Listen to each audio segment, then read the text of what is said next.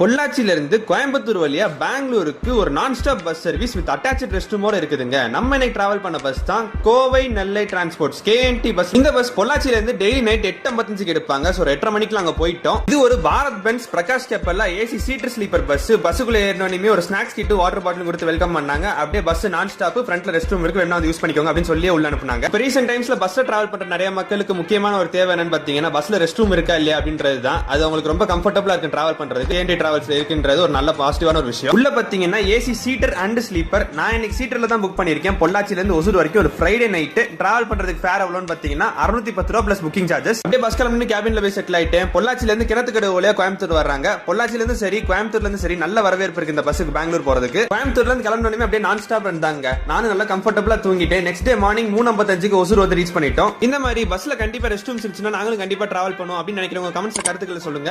நம்ம channel subscribe பண்ணிக்கோங்க. நன்றி.